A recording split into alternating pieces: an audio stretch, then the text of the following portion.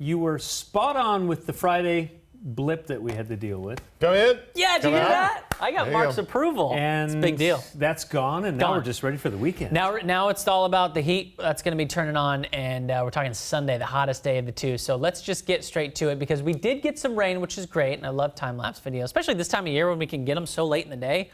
Cloud cover has still been hanging out here and there, so we'll probably see some of that going into tomorrow, which will help keep temps down just a bit. Now here's a look at the rain gauges across the region, 24-hour rain totals, and of course most of that coming in, I don't know, 6 hours or so. Remember, it started late last night, pushed inland, and then hung out in the early morning hours. So we picked up around 4/10 of an inch out at SeaTac, a tenth of an inch or near there in and around Bellingham, Tacoma, 15/100ths of an inch. Technically 16/100, but you get an idea of where we saw the rain in our rain gauges. So the fact that we got so much at SeaTac is looking great for the monthly average. This is the monthly average. We almost hit half in one system.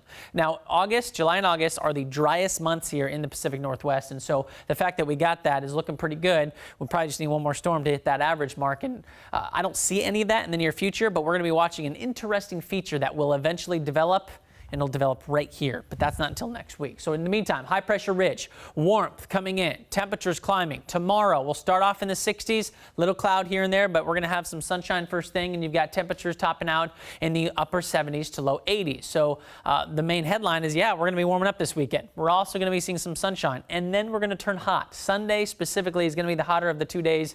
Please stay hydrated, okay? Seek shade, especially when you have an event like Seafair, people are out.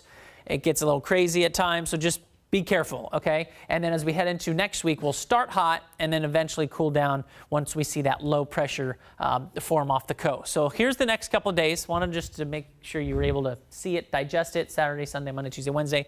The seasonal average, 77, so we'll be well above that. By next Wednesday, Tuesday, Wednesday time frame, that's when we'll start to see a shift. So if you're going to be traveling this weekend, maybe you aren't going to be staying in Seattle for Seafair, San Juan's look good, Wine Country looks great. We're talking about Eastern Washington, Lake Chelan, and of course the coast. Now, with that being said, Eastern Washington will be a little toasty. Look at Sunday's temperature, maybe close to triple digits, okay?